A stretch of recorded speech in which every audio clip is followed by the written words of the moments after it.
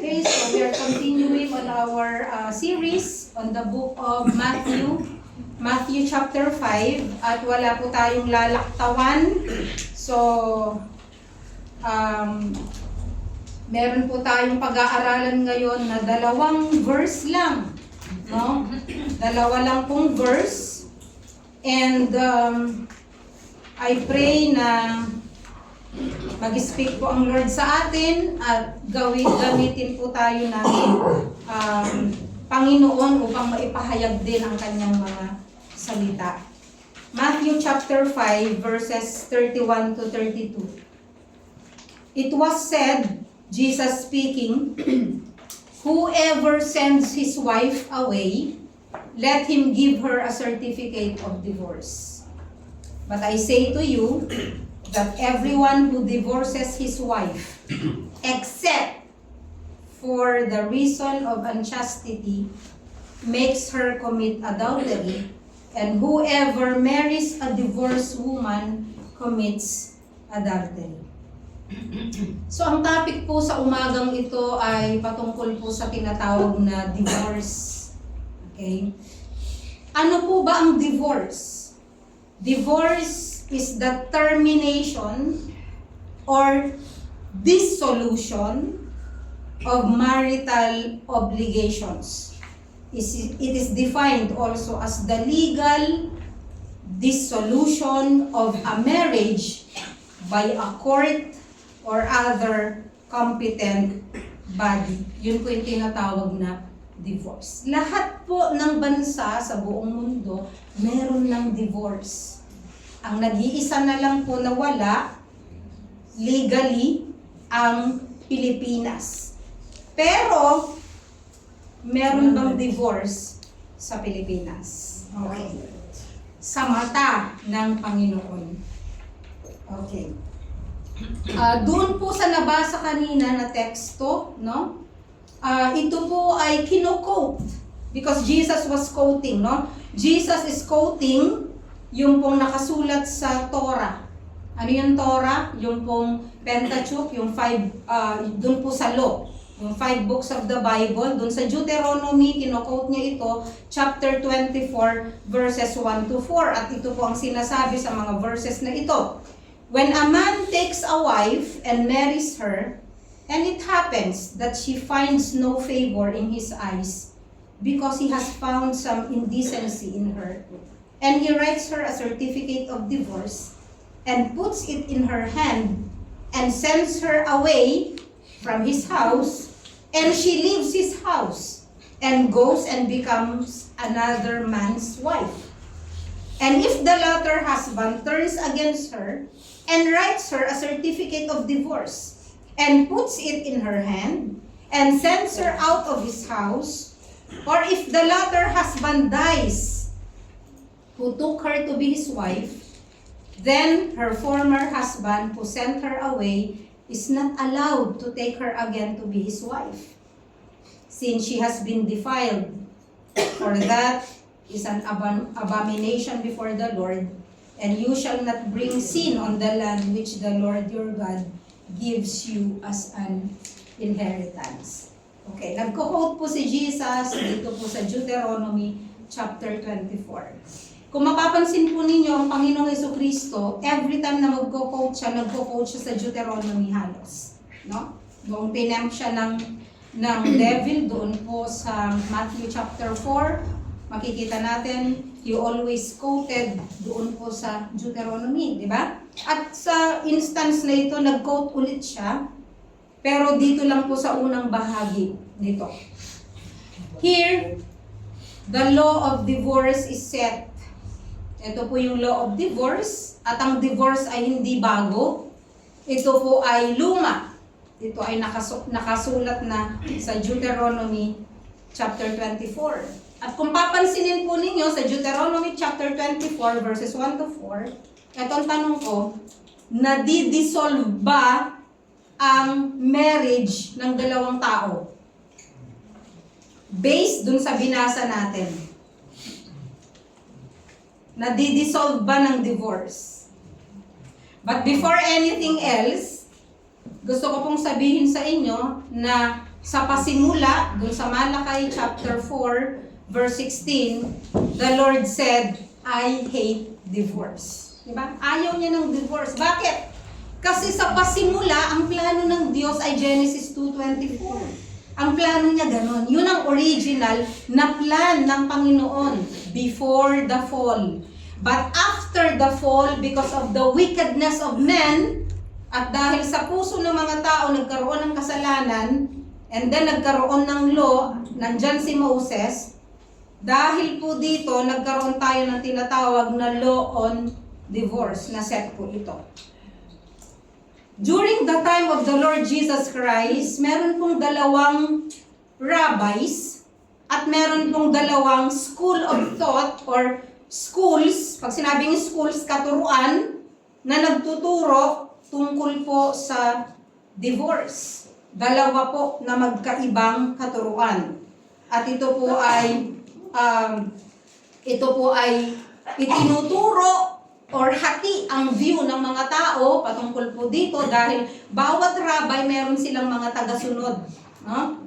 So, pero bago po ito, gusto ko lang pong makita natin yung word na indecency or immorality doon po sa Deuteronomy chapter 24. Yung sinasabi niya dito na and it happens that she finds no favor in his eyes because he has found some indecency. No? Sa ibang translation, unclean thing or shameful thing or immorality. Yun ang ginagamit po ng ibang mga translations. No? So ang tanong natin ngayon, ano kaya yun? Ano kaya yung indecency? Ano kaya yung immorality? Ano kaya yung shameful thing na binabanggit dito sa law on divorce? Okay, these are the two schools of thought regarding this that existed in the time of Jesus Christ. The first one is the school of Shammai. No? The school of Shammai. Galing po ito kay Rabbi Shammai, which is a conservative view. Conservative view, it maintained that a man could not legally put away his wife except for sexual immorality. Anything less than that is not considered ground for divorce. Yun po yung isang school of thought. Conservative siya na hindi mo pwedeng i-divorce ang asawa mo maliban sa isa lang na bagay, and that is sexual immorality. So, ibig sabihin, pwede kayong mag-divorce kung merong sexual immorality sa isa sa inyong asawa. And then the second thought or the second view is the school of Hillel, which is the liberal view. It taught that a man can put away his wife for a multitude of other causes. Maraming dahilan.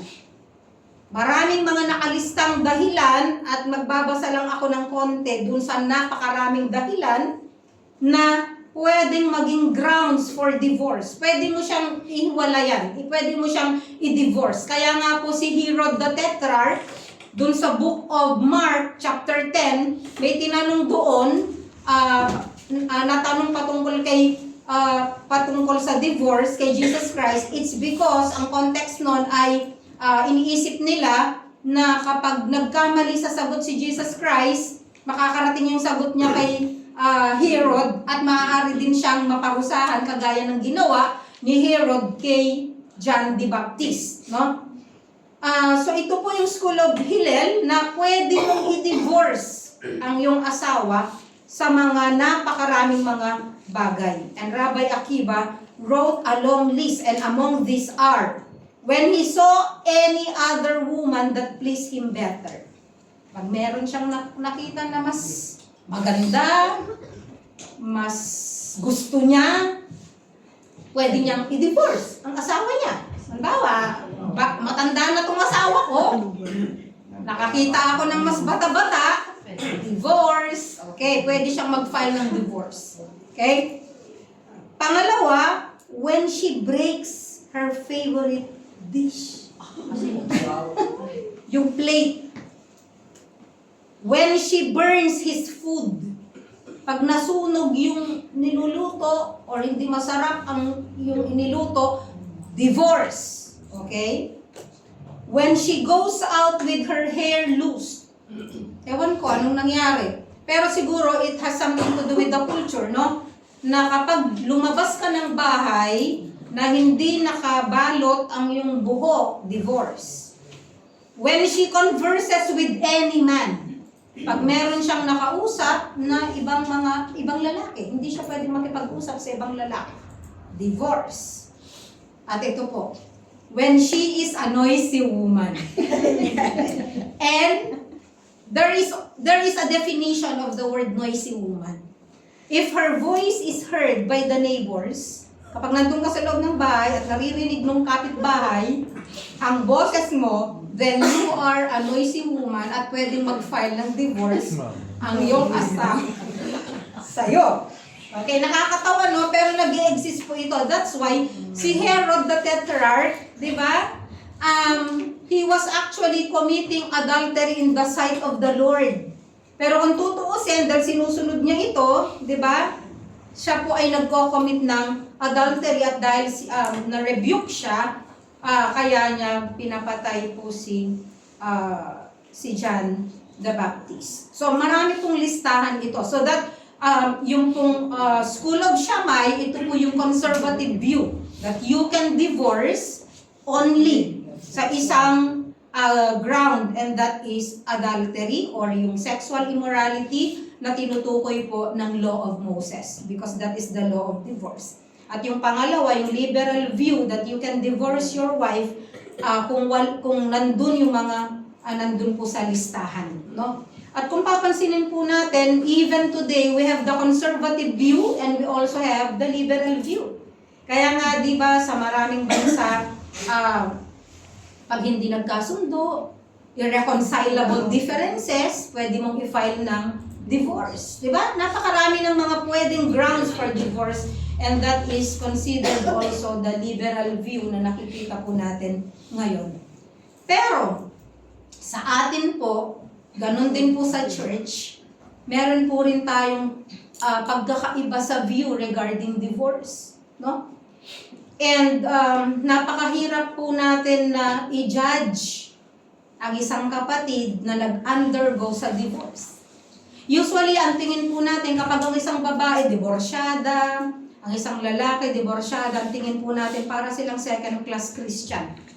At yan ang dapat po natin na tignan, no? Kasi tinitignan po ng Diyos ang puso ng bawat isang tao. So meron din pong tatlong views on marriage and divorce sa church. At napakarami pong mga preachers, mga famous na mga pastors na magkakaiba ang view. Para rin po itong eschatology na magkakaiba ang view nila when it comes to divorce. No? Meron po tayong tinatawag na permanence view. Meron tayong tinatawag na semi-permanence view.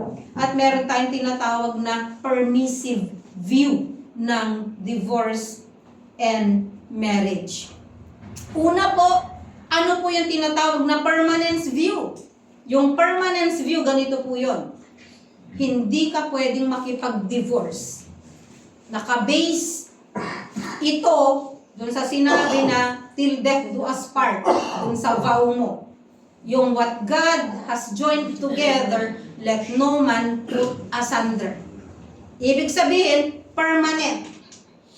Kapag nag-asawa, kapag hiniwalayan ka, at yung asawa mo nag-asawa na ng iba, okay, kung gusto mong tuparin ang permanence view, you keep this vow, you keep your marriage vow until you die. Ibig sabihin, hindi ka pwedeng makipagrelasyon, hindi ka pwedeng mag-asawa hanggang sa kamatayan. I-fulfill mo yung vow na yon na yung binitiwan sa Panginoon. That is the permanence view, at ito po yung pinangahawakan ng iba. Ano po yung kanilang verse patungkol po dito? Matthew 19, 3-6. Yung sabi dito ni Jesus Christ na, have you not heard? Kasi nagtanong ang mga Pharisees, sabi niya, is it lawful? Pag sinabing lawful, legal. Okay? Legal. Legal ba? Yun ang tanong ng mga Pharisees. Is it lawful to divorce one's wife for any cause? Ang tanong nila, any cause.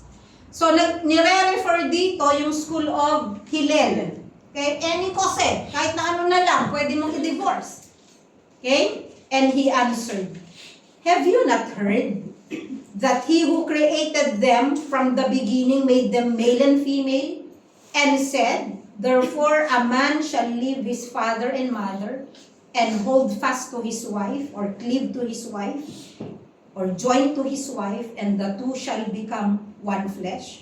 So they are no longer two, but one flesh. What therefore God has joined together, let not man separate. Ito po yung nakalagay sa Matthew chapter 19, 3-6 na pinangahawakan ng naniniwala sa permanence view. And other supporting scriptures are found in different verses. Kagaya po dun sa Malakay chapter 2, verse 16, that God hates divorce. Pero, ang objection po kasi dito or counter is yung sinasabi rin naman sa book of Matthew, chapter 5, yung binasa natin, verse 32. Anong sinasabi sa verse 32? Okay? Balik kayo sa inyong Bible. Ang sabi niya dito, but I say to you that everyone who divorces his wife, except for the reason of unchastity, makes her commit adultery. Ito naman ang sabi ni Jesus Christ. So, yun yung counter ng iba dito sa permanence view. Okay? So, pupunta po tayo sa tinatawag na semi-permanence view. The semi-permanence view, ganito po ang view nila. Pwede kang makipag-divorce. Pero, pag nakipag-divorce ka, huwag kang mag-aasawa hanggat hindi namatay ang iyong asawa. Kasi yung kanina po, no divorce, no remarriage. Yun po yung permanence view. Walang divorce, walang remarriage. Yun, unless na namatay ang asawa mo. Okay, yun yung permanence view. Ang semi-permanence view, pwede mong hiwalayan. Actually, hindi lang separation, kundi divorce. Magkaibang separation tsaka divorce. Tama? Yung separation, nakipaghiwalay ka sa kanya, hiwalay ng bahay, hiwalay ng lahat, hiwalay. Okay? Pag sinabi kasing divorce, this is the dissolution. It's not only death that can dissolve your marriage. It can also be dissolved through divorce. Kaya nga kung mapapansin ninyo, dun sa Deuteronomy chapter 24, verse 1 to 4, di ba? Sa law ni Moses, binigyan niya ng certificate of divorce, ibig sabihin that's legal. And then kung mapansin ninyo, nakapag-asawa pa yung babae ng iba. Tama? Kaso nag-divorce ulit. Binigyan ulit siya ng certificate of divorce. Ibig sabihin may problema tong babaeng to. No? Siguro maingay siya. No? Okay, so yun ang ibig sabihin. So ang ibig sabihin, pinahintulutan yan ni Moses doon sa Old Testament. So, ang tinuturo po ng semi-permanence view, pwede kang makipag-allow ng divorce. It is the view that allows for divorce but not remarriage. In the case of a marriage, the couple has become one flesh and that marriage is to last until death. While divorce was permitted in the case of adultery, meron pang isang ground. Abandonment or any other reasons, this largely depends kung ano na yung mga iba't ibang reason. Diba? Ngayon, meron na rin yung psychological reasons. Diba? But, ang tinuturo po talaga ng Bible, as much as possible, is to keep your vow at magkaroon ng tinatawag na reconciliation. No? That is the only option while your spouse is still living dito po sa semi-permanence view. Either manatili kang single or makipag-reconcile ka sa iyong asawa. Ayun po yung semi-permanence view. Romans chapter 7, verses 2 to 3.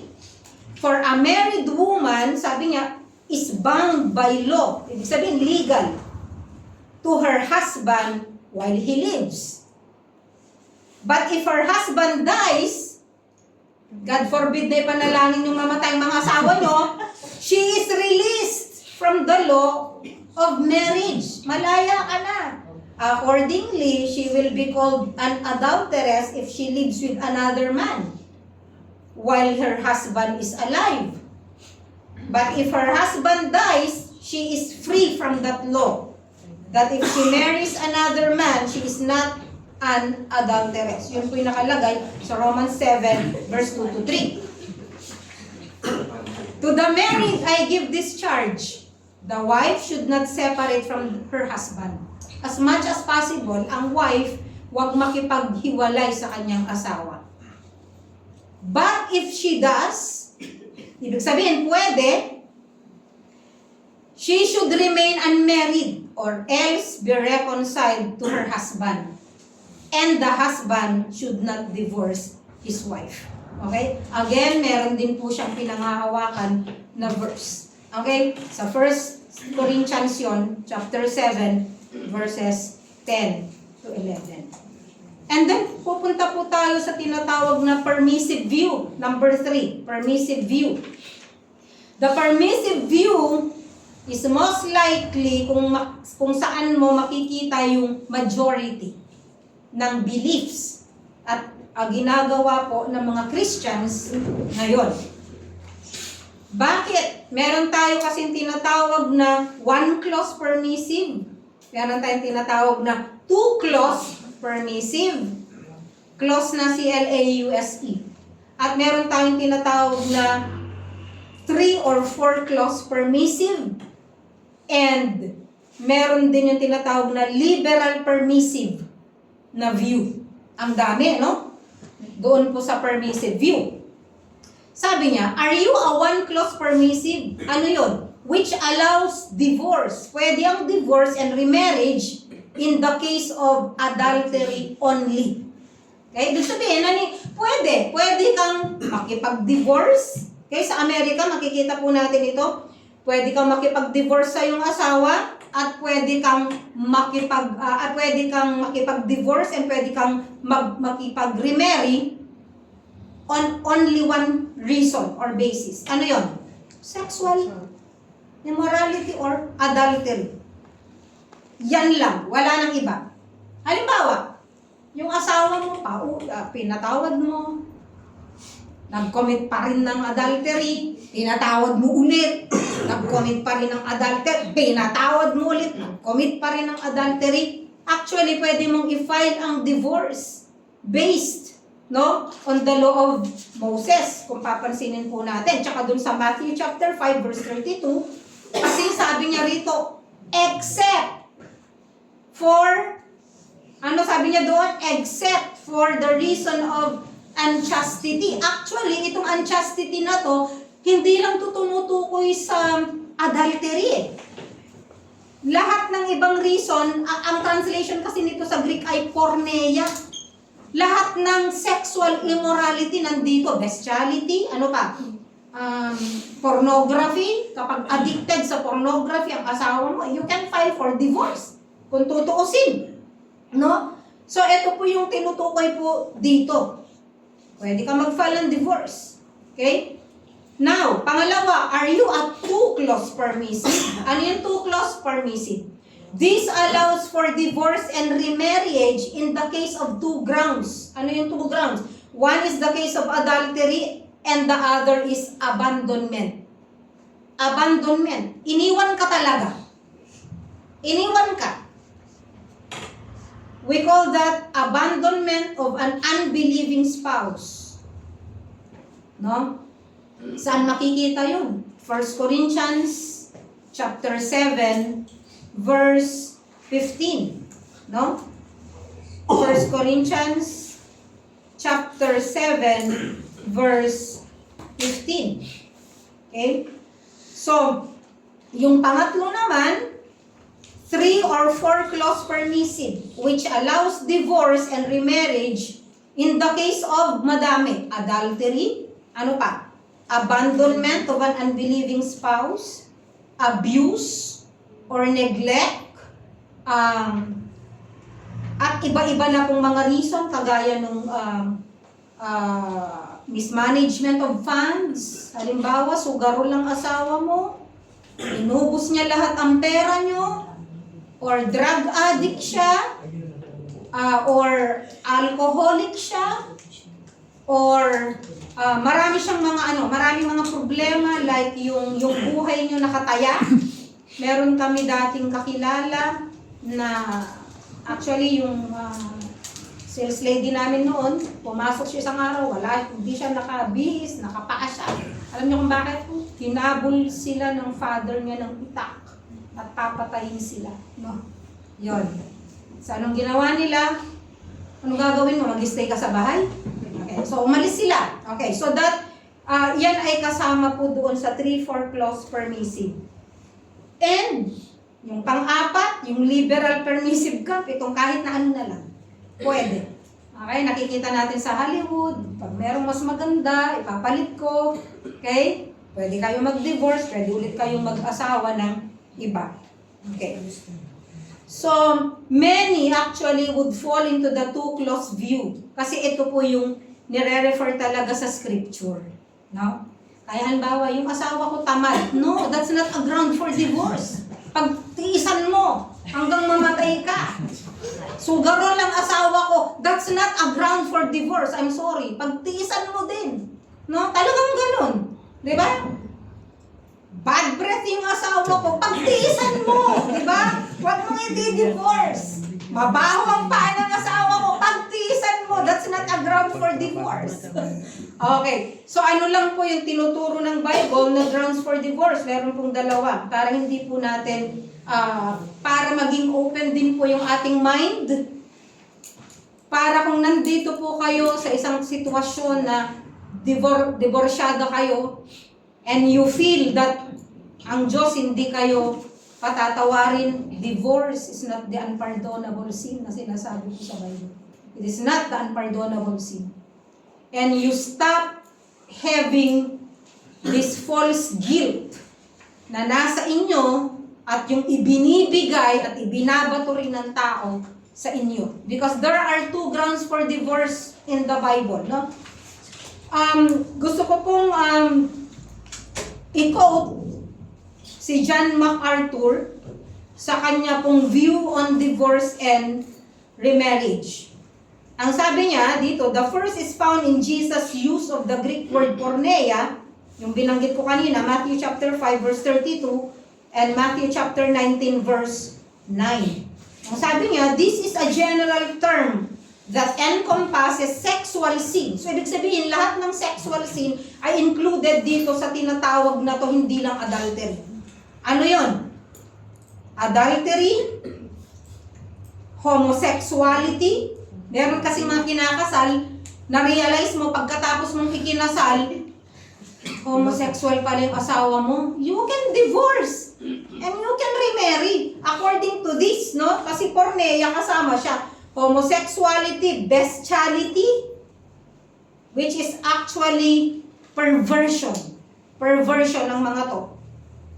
And incest. Okay? Alam niyo po yung incest, di ba? When one partner violates the unity and intimacy of a marriage by sexual sin and forsakes his or her covenant obligation, the faithful partner is placed in an extremely difficult situation. Di ba? Napakadali lang po natin na mag-judge na hindi, ganito lang ang gawin mo. Pero kapag naroroon ka sa sitwasyon na yon, tignan po natin kung ano po ang mangyayari. Sabi niya, after all, means are exhausted to bring the sinning partner to repentance. Ibig sabihin, ginawa mo naman yung part mo. Naalala po ninyo yung gawain sa Matthew din kung paano po mag-reconcile, dahil kausapin mo, kung hindi pwede, mag-usap kayo, kung hindi, magkaroon kayo ng tinatawag na marriage counseling within the church. Di ba? Ibig sabihin, gagawin mo lahat ng kaya mo para masolusyonan. Because God hates divorce eh. No? Hindi yung hahanap ka ng butas, eto yung may loophole. Pwede ko siya i-divorce. Hindi po ganun. gagawin mo yung lahat ng makakaya mo para sa ganoon maiwasan ang divorce. Ito po, ito po ang tinuturo dito. Hindi ko tinuturo to para sabihin nyo na, pwede kong nang i-divorce yung asawa ko. Hindi po ganon. Dahil hanggat maaari, i-fulfill natin yung ating vow sa harapan ng Panginoon para sa ganoon manatili po tayo pareho na tapat. Kasi po marami rin pong mga tao or marriages na na-survive po nila ang adultery. Ibig sabihin, because of forgiveness, na-survive. No? Ngayon, makita mo, pareho silang mananampalataya. No? Ibig sabihin, nasusolusyonan kasi wala pong imposible sa Panginoon. Kaya lang po natin pinag-aaralan nito para makita po natin at medyo lumawak-lawak po yung pang-unawa natin dun sa mga tao na nakita natin na nagkaroon na ng divorce. And when you are divorced, you can never undo that. Hindi na maano yan. Bakit ka mo? Nag-divorce ka, nag-asawa ka ngayon, masaya kayo ng asawa mo, nagkaroon kayo ng 5 anak. Ibig sabihin, you want to undo that and go back to your previous marriage na yung previous marriage mo, nagkaroon na rin ng pamilya? Sa tingin ko po ay mas malawak po ang pag-ibig ng Diyos sa mga bagay na hindi po natin maintindihan at yung hindi na po natin alam paano natin i-repair. Pero dun sa mga bagay na pwede pa po nating ayusin po natin ito. We repent sa Lord at sabihin natin sa Panginoon na siya ang kumilos sa buhay mo dahil alam natin na wala pong imposible sa Panginoon. And the second reason for permitting a divorce is in cases where an unbelieving mate does not desire to live with his or her believing spouse. 1 Corinthians chapter 7 verse 12 to 15. Kung gusto niyo po itong tignan, 1 Corinthians chapter 7 verses 12 to 15. No? Kasi ang nakalagay dito, if the unbeliever leaves the marital relationship, no, at iniwan niya yung moral obligation niya, ang sabi sa 1 Corinthians 7:15, the brother or sister is not under bondage in such cases. At ang sabi rito, let the man live. Hayaan mo, iniwan ka eh. Meron akong kakilala na isang kapatid. Actually, pasok siya dito eh. Sa dalawang area na to. Adultery, yung asawa niya nag-commit siya ng adultery, hindi lang siya nag-commit ng adultery, iniwan pa sila nung baby yung kanilang anak. Ni-repair, nagkabalikan, iniwan ulit ng lalaki. Ni-repair, iniwan ulit ng lalaki at kailanman hindi na siya bumalik. Sa harapan ng Panginoon, I believe na yung case na yon ay it's a case of pwede mong i-divorce ang iyong asawa and you can remarry. And the sad thing there, maraming case na ganyan sa Pilipinas, ang nakakalungkot, you cannot remarry legally sa mata ng tao. It's because of this, no? Pero kung papansinin po natin, dalawang case ito, abandonment and adultery. At yan po yung nakikita natin sa two clause na view. At marami pong mga well-known proponents ang naniniwala po dito, kagaya po ni Todd Friel, Mike Winger, and other men. Marami pong mga nagtuturo dito. Magkakaiba lang po kasi ang view natin, no? Pero it does not mean na makasalanan po tayo dahil magkakaiba yung view natin. Doon po sa permanence view, kapag ka tinuro, gawin mo. Gawin mo. Huwag kang mag-aasawa. Hanggang sa mamatay yung asawa mo, manatili kang celibate hanggang sa mamatay yung asawa mo. Ang hindi ko lang po matanggap ay yung pong pang-apat na liberal view that you can divorce your wife sa kahit na anong bagay. Because legally, Legal kayo sa harapan ng korte, sa harapan ng batas, pero sa harap ng Diyos, hindi legal yun. Halimbawa, nag-divorce kayo kasi ganito, ano ba yan? Maraming mga reasons ngayon for divorce, di ba? Naginawa nyo na lang na reason para lang magkaroon kayo ng divorce. Hay, salamat, divorce na kami. Pero actually, sa mata ng Diyos, hindi yun legal. Bakit? Hindi siya sa grounds of adultery at hindi siya sa grounds of abandonment. Ano yung mga grounds? Irreconcilable differences, yun nga, bad breath siya, o kaya tamad siya, mababa ang sahod niya. Hindi legal yun. Kahit ginawang legal ng tao yun, hindi yun magiging legal sa harapan ng Diyos. Because wala yun sa concession na tinutukoy po ng banal na kasulatan. No? So gusto ko lang pong buksan po natin yung ating Bible sa Mark chapter 10, verses 2 to 11 para makita po natin ang isang side. Mark chapter 10, verses 2 to 11. Some Pharisees came up to Jesus testing him. Again, nagtetest po sila and began to question him whether it was lawful for a man to divorce a wife. Legal ba na hiwalayan mo ang asawa mo? And he answered to them, what did Moses command you? They said, Moses permitted a man to write a certificate of divorce and send her away. Okay? But Jesus said to them, because of your hardness of heart, He wrote to you this commandment. No? Ibig sabihin, permissive. May concession, inallow na magkaroon ng divorce on the grounds of adultery. And then doon nga sa sinabi ni Apostle Paul, doon sa abandonment. Dahil lang sa katigasan ng mga puso nyo, kaya nagkaroon yan ng ganyang law on divorce. Pero, ang sabi ni Jesus Christ, but from the beginning of creation, God made them male and female. For this reason, a man shall leave his father and mother, and the two shall become one flesh, so that they are no longer two, but one flesh. At ang sagot niya, what therefore God has joined together, let no man separate. Ito yung sinabi po ni Jesus Christ kanino sa mga Pharisees. And then sa verse 10, in the house, nung nandun na po sila sa house, the disciples began questioning him about this again. Siyempre, pag sila-sila na lang, mag-uusap na naman sila about this topic. And he said to them, whoever divorces his wife and marries another woman commits adultery against her. And this of course, sa pananaw ko po dito, this of course is the divorce na based on the view of Hillel. Na you can just divorce your wife for anything. Kasi kung doon sa case of adultery ito, it will contradict. Di ba? Yung sinasabi niya dito at sinasabi dun sa law of Moses.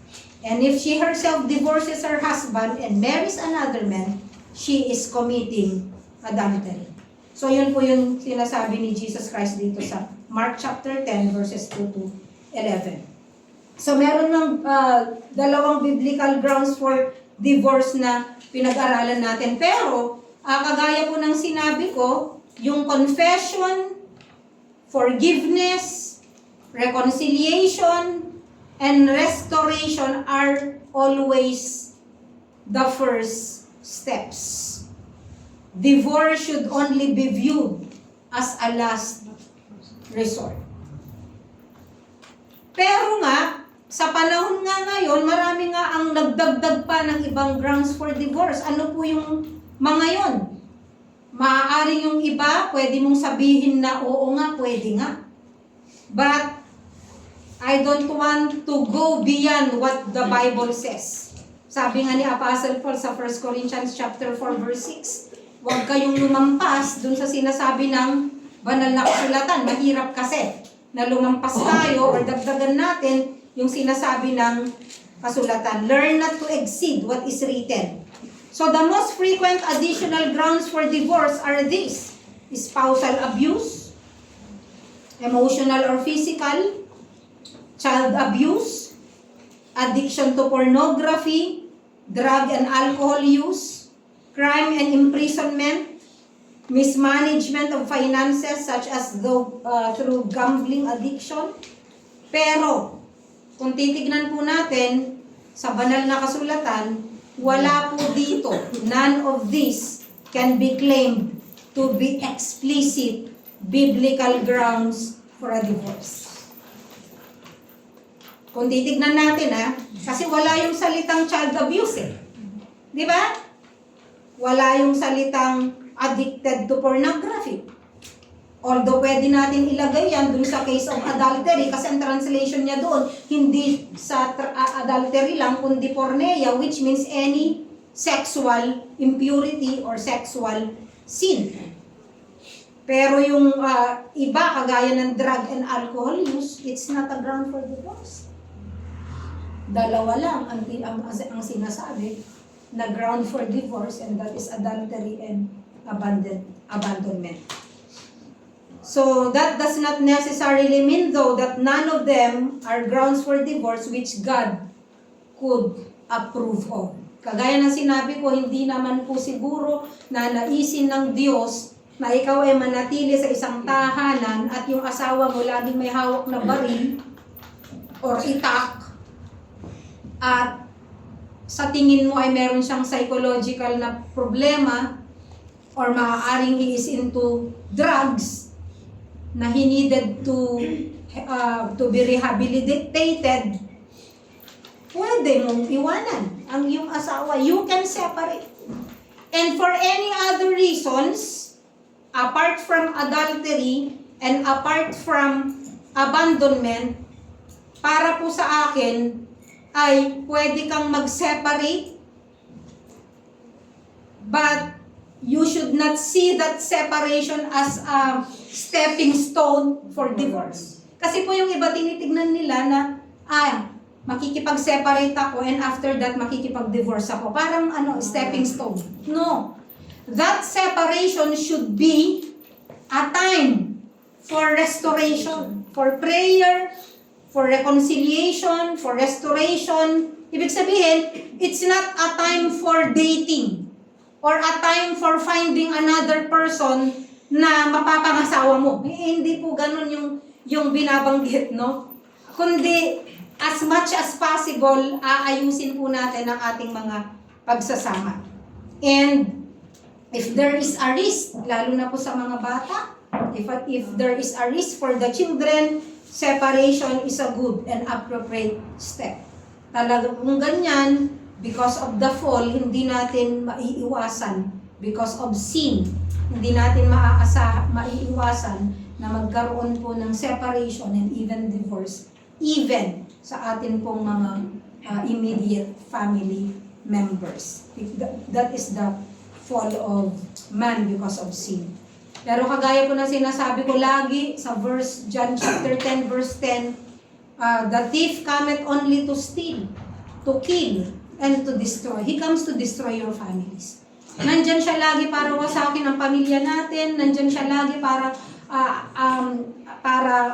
gumulo ang pagsasama ng mag-asawa, gumulo ang pamilya, para maapektuhan ng mga anak, para sa ganun yung mga anak masira din ang mga buhay. Yun po ang plano ng kaaway. Pero ang sabi po ng banal na kasulatan, I have come so that you may have life and enjoy it more abundantly. So, ang parang tinitignan po natin dito ay magmula noon hanggang ngayon, meron po tayong tinatawag na divorce, kaya natin pinag-aaralan. Pero, ito pong divorce na ito ay dapat na mawala o alisin natin sa ating mga vocabulary as a Christian. We should do our part na maging better spouse tayo. We pray that we will become better spouses, better wives, better husbands, at patuloy nating lukuban ng panalangin ang atin pong mga asawa, ang ating pamilya, upang hindi po tayo humantong dito po sa tinatawag na divorce. Tayo po ay manalangin. Heavenly Father, we thank you sa inyo pong mga salita. Salamat po sa kaliwanagan na nagmumula po sa inyo. At ang aming pong dalangin, Panginoon, na nawa, lukuban niyo po ng iyong presensya ang bawat bahay. Lukuban niyo po ng inyong pong presensya ang pagsasama ng mag-asawa, na anuman po ang problema na kinaharap ng mga mag-asawa, Panginoon, sa oras na ito, lalo na po sa aming mga mahal sa buhay, lalo na po sa aming po mga relatives and immediate family members, Lord. I pray na kayo pong patuloy na kumilos, anuman pong gusot, anuman pong gulo. Pinapanalangin po namin na kayo po ang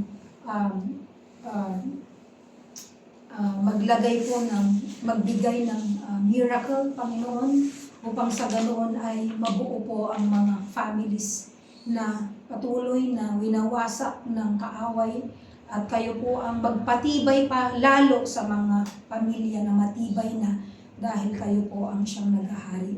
And we pray, Father God, na kayo po ang siyang magbigay ng grace sa inyo pong mga anak na maaaring nasa verge po sila ng separation, nasa verge po sila ng divorce, or even considering remarriage. Father, we pray for your grace. We pray for wisdom, Lord, na kayo po ang siyang magbigay sa mga kapatiran na ito. And we also pray, Father God, na alisin niyo po yung self-condemnation sa mga kapatid na maaaring sila po ay nasa sitwasyon na sila po ay nasa divorce and separation. Thank you, Father God, for your love. Thank you, Lord, for your unconditional and your righteous love sa amin. Ito po aming samot dalangin sa pangalan ni Jesus. Amen.